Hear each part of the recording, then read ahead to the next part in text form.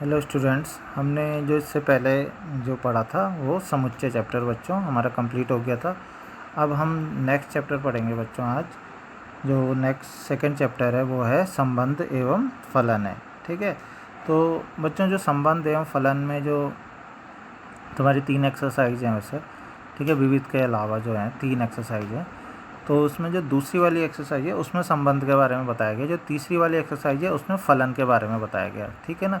जो पहली वाली एक्सरसाइज है, अब जो सबसे पहले हम पढ़ेंगे, तो उसमें सीधा भी संबंध और फलन के बारे में किसी के बारे में नहीं बताया गया, बल्कि उसमें कुछ ऐसे टर्म्स अभी हमें पहले सिखाए गए हैं कि जिससे फिर हमें संबंध और फलन को हम अच्छी तरीके से समझ पाएँ। ठीक है बच्चों, तो हम पहले संबंध एवं फलन चैप्टर तो हम स्टार्ट कर रहे हैं, लेकिन इसमें हम सीधा संबंध एवं फलन अभी नहीं पढ़ने जा रहे हैं, बल्कि हम क्या करेंगे, अभी हम इसमें जो कुछ टर्म्स हैं, ठीक है ना, कुछ चीज़ें हैं जो हम पढ़ेंगे, फिर उनकी मदद से क्या होगा, हम संबंध को और अच्छे से समझ पाएंगे। ठीक है बच्चों, तो ये चैप्टर सेकंड है संबंध एवं फलन। ठीक है, तो अब इसमें क्या चीज़ें हैं जो हमने पढ़नी है इस एक्सरसाइज में। ठीक है, इस एक्सरसाइज के क्वेश्चन जब तुम करोगे तो इसमें बच्चों सबसे पहले है क्रमित युग्म। ठीक है, तो सबसे पहले आता है इसमें क्रमित युग्म। तो बच्चों क्रमित युग्म क्या है, जैसे कि नाम से, इसका नाम से ही पता चल रहा है क्रमित युग्म मतलब क्रम भी है। युग्म जानते हो तुम क्या होता है? युग्म का मतलब होता है जोड़ा। ठीक है ना, मतलब एक ऐसा जोड़ा, जोड़ा मतलब दो में कोई चीज़ हो, ठीक है, जोड़ा उसको बोलते हैं। मतलब एक ऐसा जोड़ा जो युग्म क्रम में हो, मतलब क्रमित और युग्म मतलब क्रम में भी और जोड़ा भी हो। तो क्रमित युग्म में क्या होता है इसमें, ठीक है ना, क्रमित युग्म में जब क्या करते हैं इसमें, जब दो अवयवों को, ठीक है, जो मैंने बोला, जब दो अवयवों को एक निश्चित क्रम में रखा जाता है तो प्राप्त युग्म को, जब दो अवयव है ना तो उनको एक निश्चित क्रम में हमने रख दिया, पहले एक फिर दूसरा, तो इस तरीके से जो हमें युग्म मतलब जोड़ा, युग्म का मतलब क्या है यहाँ पे, युग्म का मतलब तुम जानते हो ना, जो इस तरीके से हमें जोड़ा प्राप्त हो, प्राप्त युग्म को क्या कहते हैं, क्रमित युग्म कहते हैं। ठीक है बच्चों, तो इस तरीके से ये इसकी डेफिनेशन एक तरीके से आ गई। ठीक है, तुम्हें पता है यहाँ पे तुम्हें ज़्यादातर बच्चों जो भी डेफिनेशन है, कुछ भी चीज़ मैं बता रहा हूँ ना, एग्ज़ाम में ज़्यादातर लिखने के लिए इस तरीके से डेफिनेशन कम ही आती हैं। ठीक है, तुम्हें समझना होता है चीज़ों को जो भी है। ठीक है, स्पेशली लिखने के लिए बहुत कम होता है कि तुम रट के और उनको लर्न कर रहे हो और याद कर रहे हो, तुम्हें समझ में कुछ आ ही नहीं रहा। ठीक है, केवल रटली डेफिनेशन इसमें कम आती हैं कि तुमको क्रमित युग्म की डेफिनेशन दो, इसकी डेफिनेशन दो, वो तुम्हें खुद से आने चाहिए कि वो होते क्या है और उन पर बेस्ड क्वेश्चंस कैसे होते हैं, वो करने आने चाहिए। ठीक है, तो दो अवयवों को एक निश्चित क्रम में रखा जाता है तो प्राप्त युग्म को क्रमित युग्म कहते हैं। ठीक है, तो इसको किस प्रकार से लिखते हैं ये इम्पॉर्टेंट है। ठीक है ना, तो इसको लिखा जाता है कुछ ऐसे, देखो, के रूप में लिखा जाता है। ये मैंने एक एग्जांपल टाइप का दे दिया है। मतलब जैसे मान लो ए और बी दो का हमें दो अवयव मिले हैं, एक अवयव ए है और एक अवयव बी है। ठीक है, तो पहले ए है और फिर क्या उसके बाद बी है, तो बीच में क्या करते हैं इसमें बच्चों, कॉमा लगाते हैं इन दोनों के बीच में, और कौन सा ब्रैकेट लगा देते हैं, छोटा ब्रैकेट लगा देते हैं। ठीक है, तो क्रमित युग्म में लिखने का बच्चों जो तरीका है वो है कि दोनों अवयवों को कॉमा लगा के, ठीक है ना, युग्म की बात कर रहे हैं ना, क्रमित युग्म, तो कॉमा लगा के और उसके बाद क्या करते हैं इसमें ब्रैकेट, हम छोटा ब्रैकेट हम लगा लेते हैं। तो इस तरीके से बच्चों ये क्रमित युग्म में आ जाता है। ठीक है, क्रमित युग्म में अब दो चीज़ें जो आ रही हैं, ये इनको घटक बोलते हैं बच्चों। ये है पहला घटक, ठीक है ना, ये इसका पहला घटक आ गया और ये इसका क्या आ गया, दूसरा घटक आ गया। इसके बाद बच्चों जो नेक्स्ट चीज़ पढ़ेंगे हम वो है समुच्चयों का कार्तीय गुणन। ठीक है, दरअसल समुच्चयों का जो कार्तीय गुणन भी हम पढ़ने जा रहे हैं ना, उसमें क्रमित युग्म भी आता है। तो इसलिए पहले क्रमित युग्म को समझना जरूर था। स्पेशली वैसे क्रमित युग्म पे भी कुछ क्वेश्चन है, मतलब जिनका आगे कार्तीय गुणन से संबंध नहीं है, सीधा क्रमित युग्म पे भी कुछ क्वेश्चन है, ठीक है ना, खाली क्रमित युग्म पे भी। और दूसरा आगे जो हम कार्तीय गुणन पढ़ने जा रहे हैं उसको ले भी तुम्हें पहले क्या आना चाहिए, क्रमित युग्म आना चाहिए। तो अब हम पढ़ रहे हैं समुच्चयों का। तो बच्चों तुमने समुच्चय तो तुमने पिछले चैप्टर में पढ़ ही लिया था पूरा, लेकिन उसमें समुच्चय में तुमने काफ़ी सारी चीज़ें पढ़ी थी, सम्मिलन और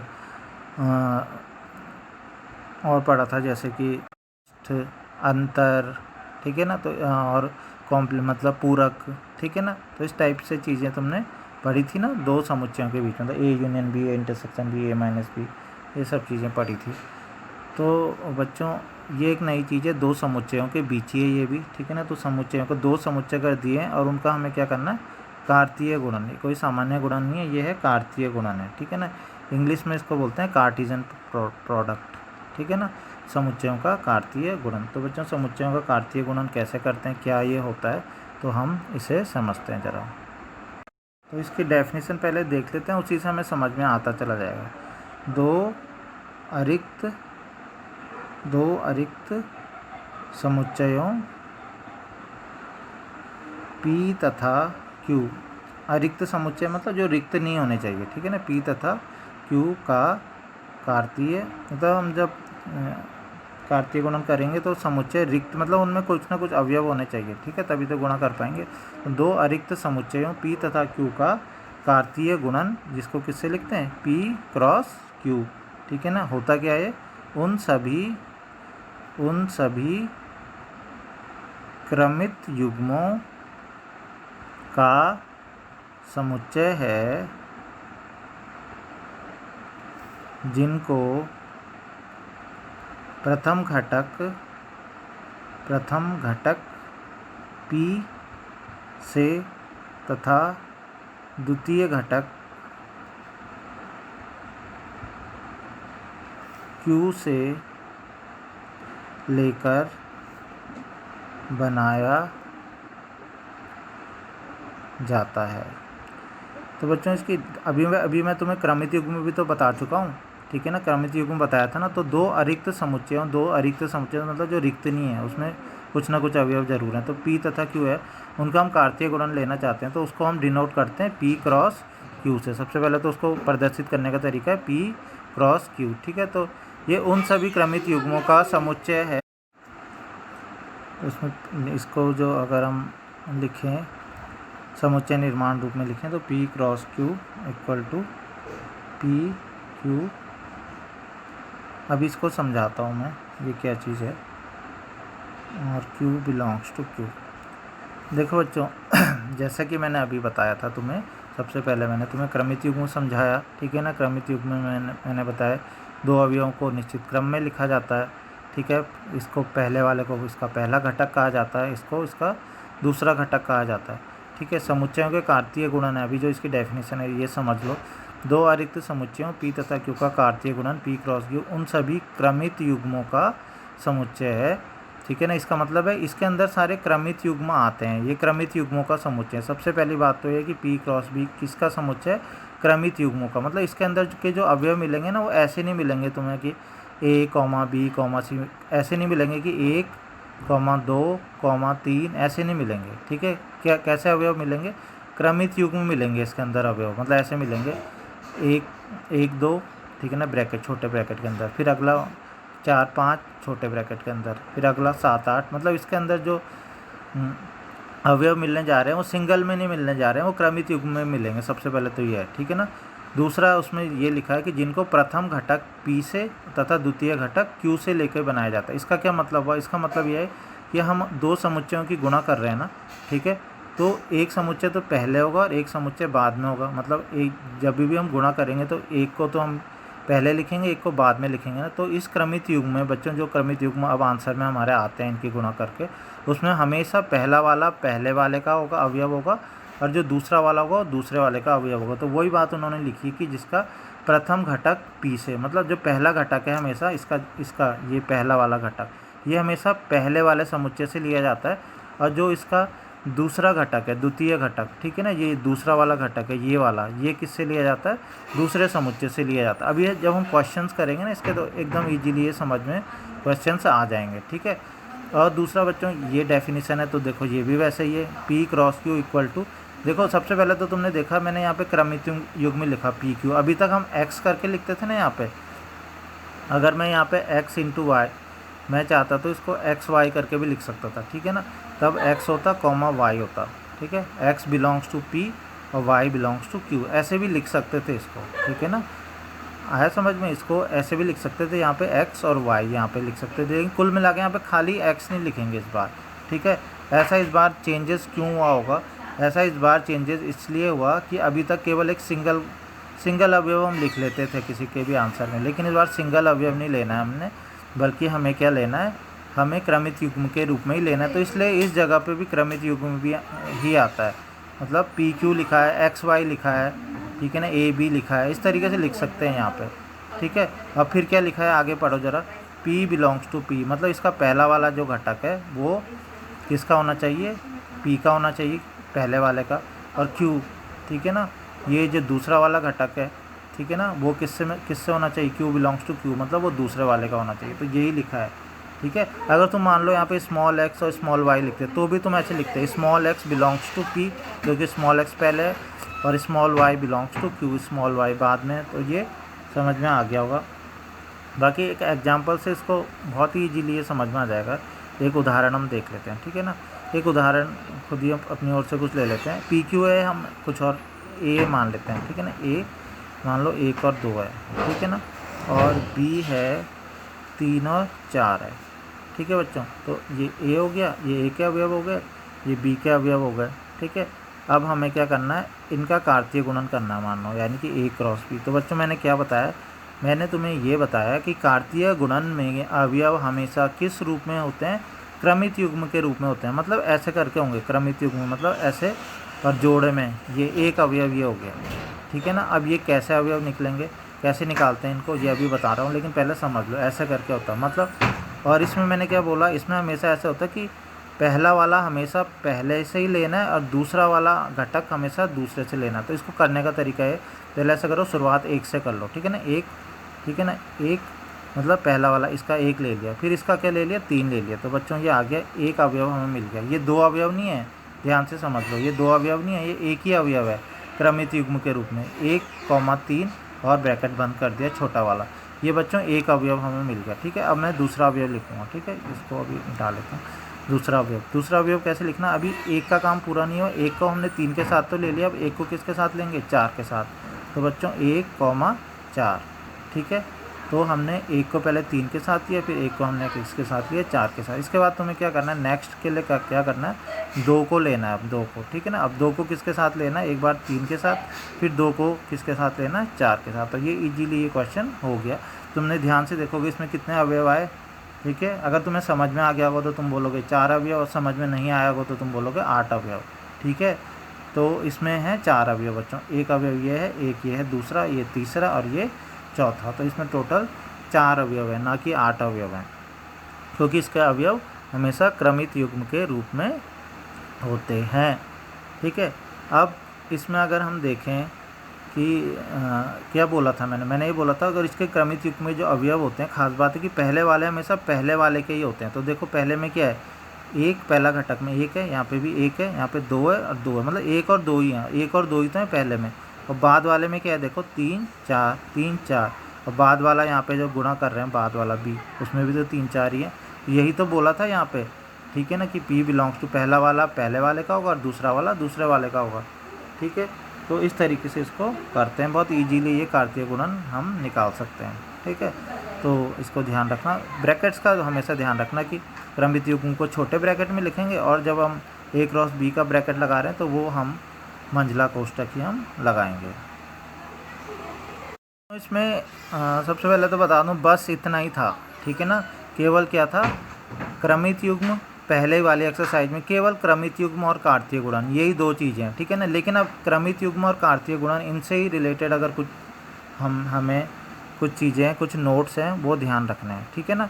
अब इनसे ही रिलेटेड नोट्स हैं, हम वो ध्यान रखते जाएंगे। सबसे पहला है, ठीक है ना, इन दोनों से ही, क्रमित युग्म और इससे ही, ठीक है। तो सबसे पहला है 2 क्रमित युग्म, ठीक है ना, ये मैं समझाता भी रहूँगा साथ साथ में। 2 क्रमित युग्म समान होते हैं यदि और केवल यदि उनके संगत घटक, संगत प्रथम घटक तथा, या ऐसे लिखते हैं, संगत प्रथम घटक समान हो तथा संगत द्वितीय घटक समान। जो पॉइंट मैं लिख रहा हूँ तो मैं समझाता भी जाऊँगा, समान हो, ठीक है ना। इसका मतलब ये होता है बच्चों कि 2 क्रमित युग्म समान होते हैं यदि और केवल यदि उनके संगत प्रथम घटक समान हो और तथा संगत द्वितीय घटक समान हो। मतलब मान लो एक क्रमित युग्म ये ए बी है, ठीक है ना, और दूसरा क्रमित युग्म सी डी है, ये दोनों बराबर होंगे। मैंने बराबर का चिन्ह लगा दिया ना, बराबर होंगे। कब बराबर होंगे? ये तभी बराबर होंगे जब पहला वाला पहले वाले के बराबर, मतलब संगत प्रथम घटक समान हो, मतलब पहले वाले पहले बराबर के बराबर होना चाहिए, मतलब ए बराबर सी होना चाहिए, दूसरा वाला घटक दूसरे वाले के बराबर होना चाहिए, बी बराबर डी। तो ये चीज़ बतानी थी इसमें कि 2 क्रमित युग्म समान होते हैं यदि पहला वाला पहले वाले के बराबर और दूसरा वाला दूसरे वाले के बराबर हो। तो इस पर भी बच्चों यहाँ पे क्वेश्चंस तुम्हारे हैं। तो इनमें क्या दिया, 2 क्रमित युग्मों को बराबर दे देंगे। तुम्हें एक्स वाई वगैरह के वैल्यूज़ निकालनी है तो वो तभी निकाल पाते हो तुम जब इसको इसके बराबर रखते हो और इसको इसके बराबर रखते हो। इसके बाद बच्चों जो नेक्स्ट हम पढ़ रहे हैं वो है सेकंड बिंदु, जो हम नोट्स हम पढ़ रहे थे अभी, ठीक है ना। तो यदि ए में, मतलब 2 समुच्चय दे रखे हैं ए और बी, तो यदि ए में पी अवयव तथा बी में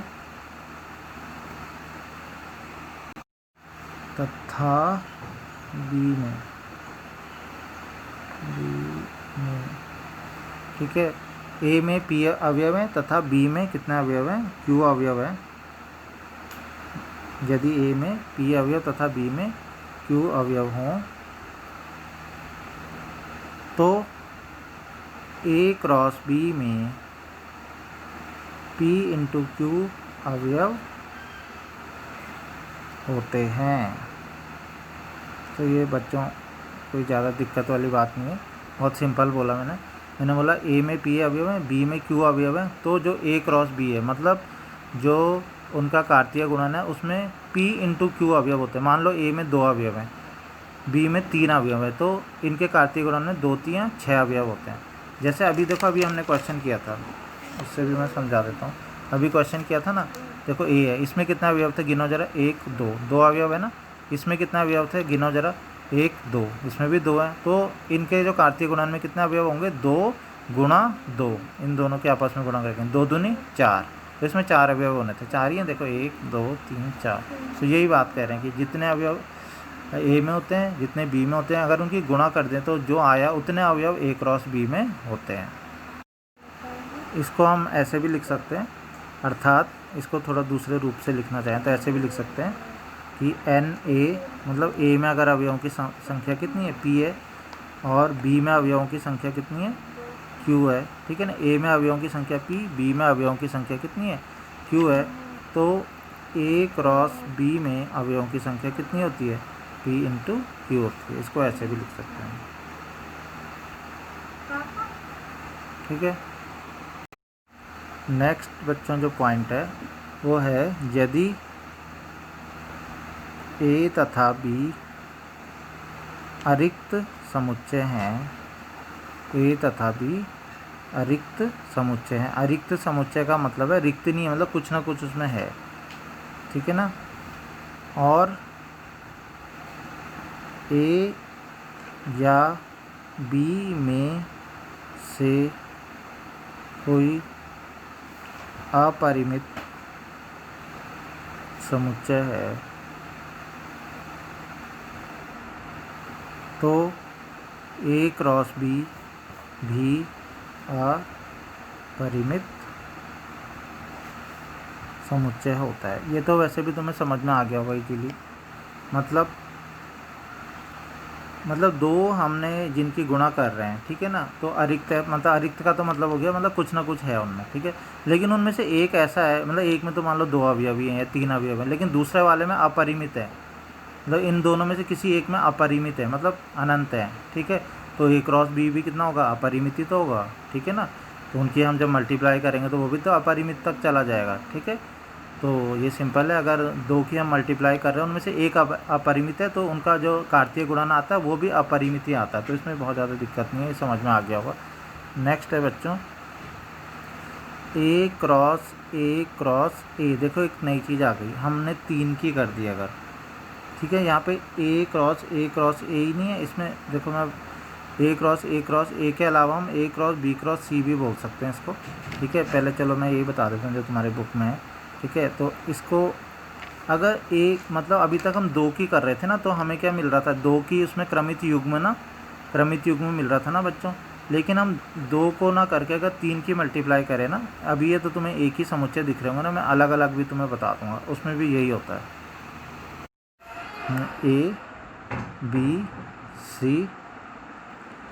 ए B C belongs to A, मतलब तीनों के तीनों किस्में होंगे ए।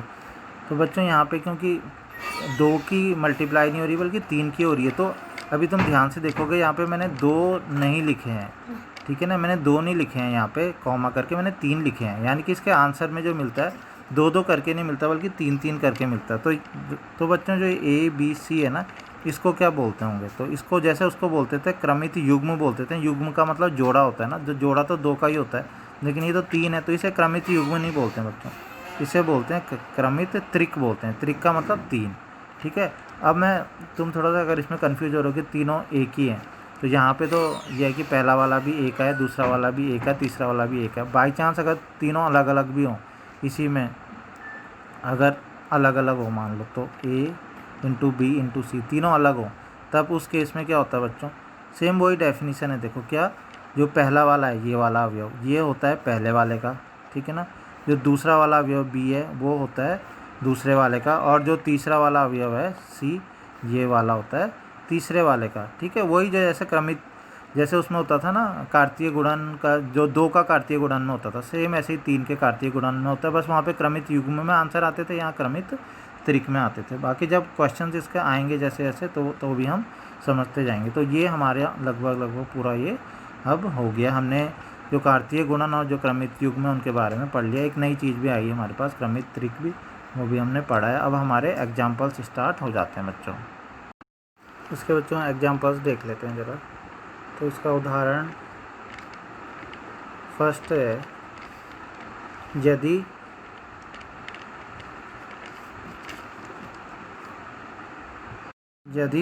x plus 1 y minus 2 equal to 3,1, ठीक है। ध्यान से देखो ये दे रखा है, यदि x plus 1 y minus 2 equal to 3,1 ये दे रखा है। तो ये क्या है बच्चों, पहले ध्यान से देखो ये है क्या, ये है क्रमित युग्म।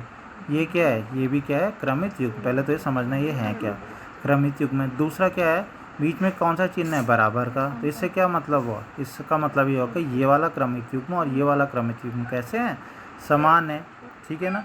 पहले क्वेश्चन पूरा लिख देते हैं। तो x और y के मान ज्ञात करो, ये क्वेश्चन है, ठीक है ना, ये क्वेश्चन है, ठीक है। तो क्या है, यदि ये बराबर ये, तो x और y के मान ज्ञात करो। तो जैसा कि मैंने बताया ये क्रमित युग्म है, ये भी क्रमित युग्म है। बीच में कौन सा चिन्ह है, बराबर का। इसका मतलब है, बराबर का मतलब होता है कि ये क्रमित युग्म इस क्रमित युग्म के कैसे बराबर है। और मैंने कब क्या बताया था तुम्हें कि 2 क्रमित युग्म कब समान होते हैं, तब समान होते हैं जब उनके संगत घटक समान होते हैं। मतलब पहला वाला घटक किसके बराबर होगा, पहले वाले के, और दूसरा वाला घटक किसके होगा, दूसरे वाले के। तो तुम यहाँ पे लिखोगे इसके हल में, क्योंकि क्रमित युग्म कैसे हैं, क्रमित युग्म समान हैं, अतः क्या होंगे, संगत घटक भी कैसे होंगे, संगत घटक भी समान होंगे, मतलब संगत घटक से मतलब है पहला वाला पहले वाले के बराबर, दूसरा वाला दूसरे वाले के बराबर। तो यहाँ से x + 1 किसके बराबर होगा बच्चों? 3 के बराबर होगा। तो यहाँ से क्या आ जाएगा? x + 1 3 के बराबर होगा। तो यहाँ से x की वैल्यू निकल जाएगी ना, 3 में से 1 गया, कितना हो गया? 2 आ गया। और इसी प्रकार क्या होगा? x + 1 3 के बराबर था, y - 2 किसके बराबर होगा? 1 के बराबर। तो y - 2 किसके बराबर? 1 के बराबर। तो यहाँ से y की वैल्यू भी निकल जाएगी। y की वैल्यू कितनी निकल गई? 3। तो ये आया समझ में?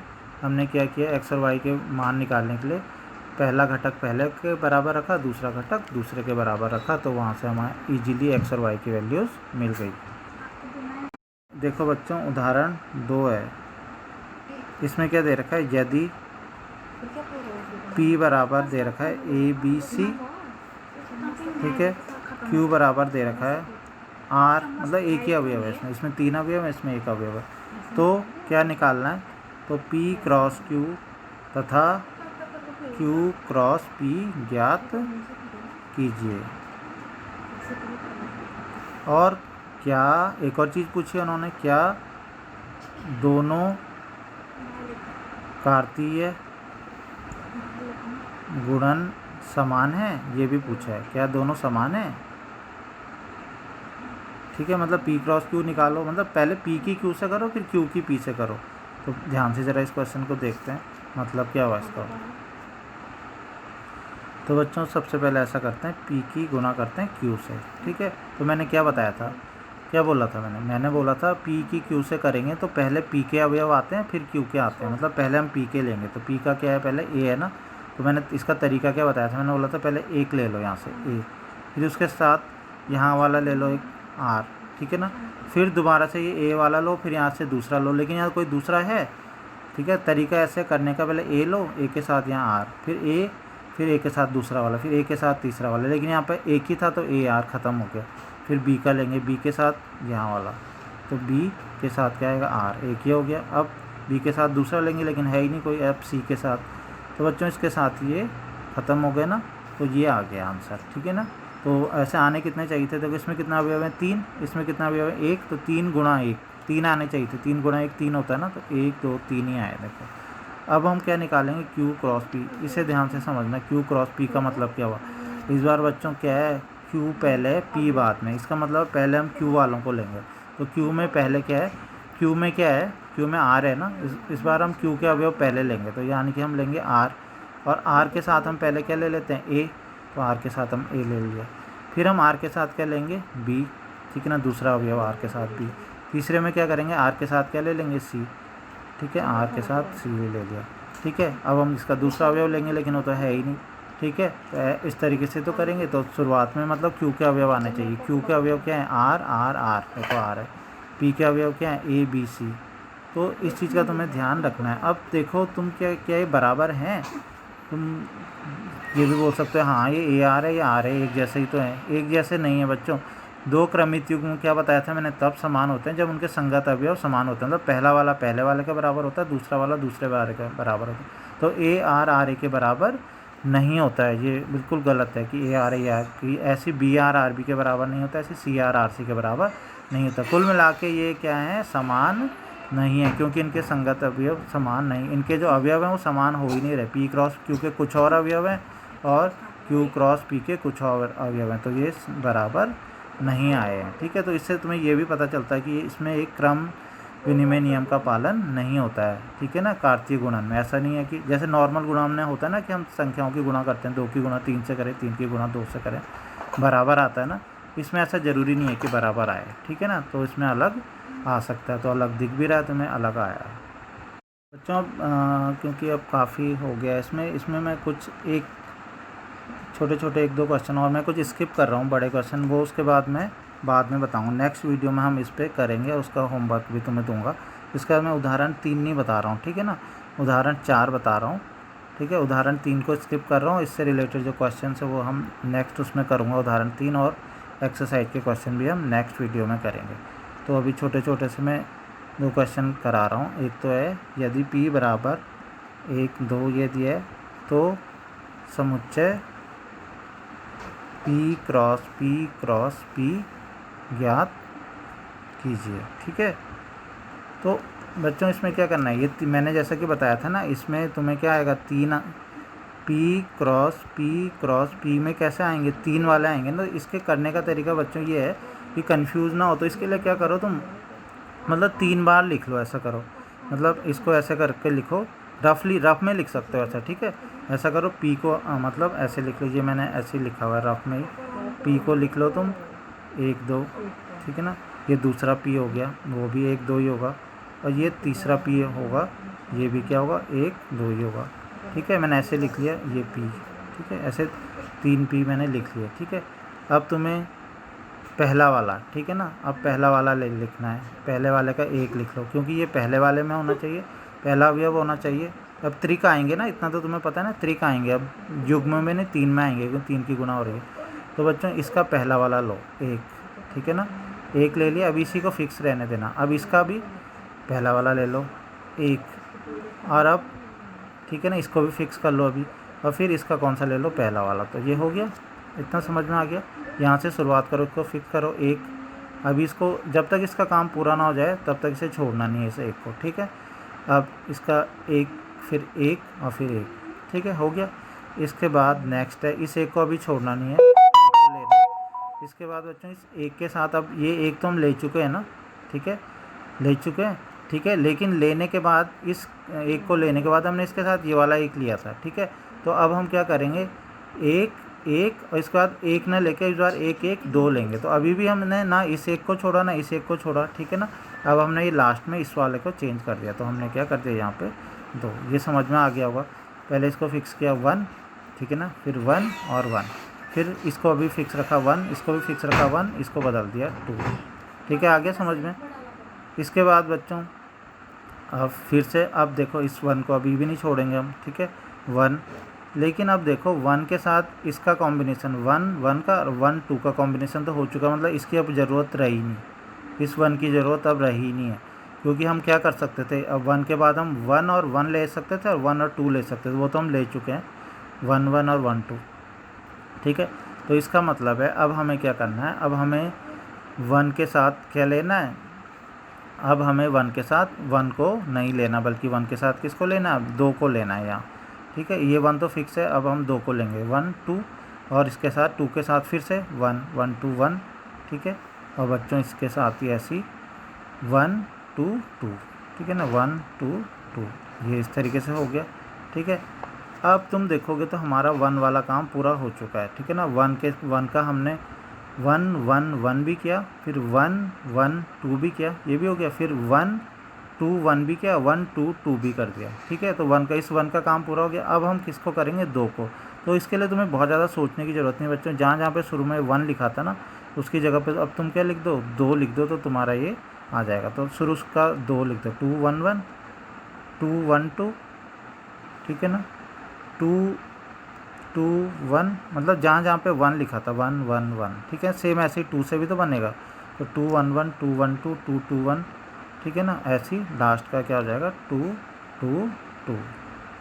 तो बच्चों इस तरीके से ये आ जाएगा। तुम देखो कि आंसर सही है हमारा, सही से मतलब पूरे अवयव हमने लिखे। तो इसमें बच्चों कितने अवयव थे, 2, इसमें कितने थे 2, इसमें भी कितने थे 2, तो 2 दूनी 4 4 दूनी 8, तो इसमें टोटल 8 होने चाहिए थे, 1 2 3 4 5 7 8, तो ये बिल्कुल सही हो गया, ठीक है। मैं एक दूसरा मेथड भी बता देता हूँ, अगर ये भी इसमें भी तुम्हें कन्फ्यूजन लग रहा है, ठीक है।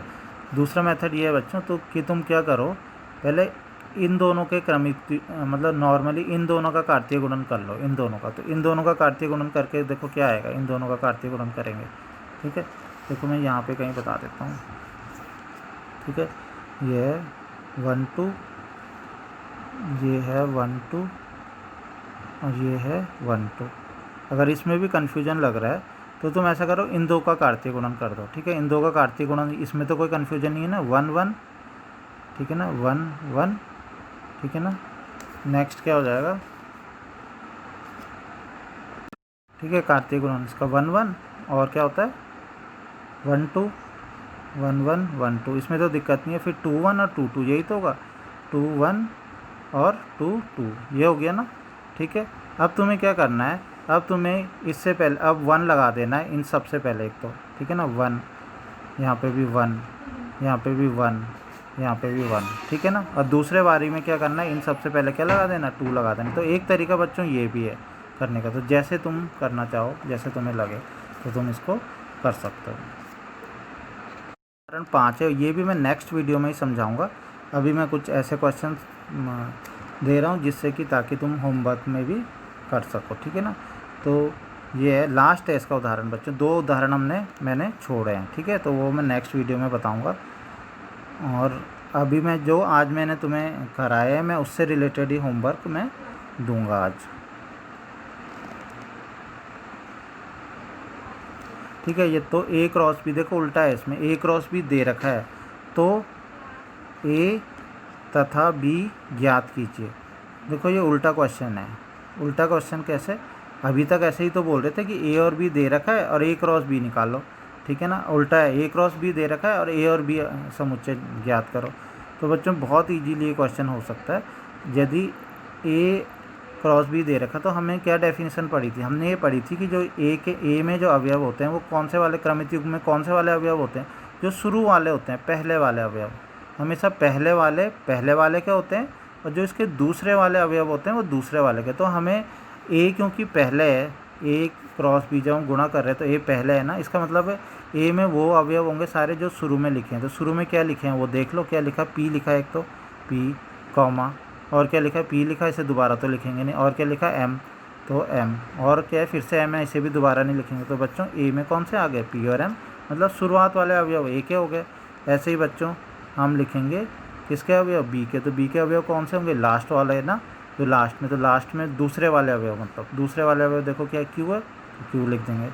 नेक्स्ट क्या है, आर है, तो आर लिख देंगे। नेक्स्ट क्या है, फिर क्यू है, फिर आर है, रिपीट है, तो बस ए और बी में ये हो गया। तो बच्चों अब इससे रिलेटेड जो भी मैं क्वेश्चंस होंगे वो मैं लिख दूंगा यहाँ पे, तो वो तुम होमवर्क करोगे। जो मैंने एग्जांपल कराया मैं उससे रिलेटेड ही क्वेश्चंस दूंगा बस घर से करने के लिए।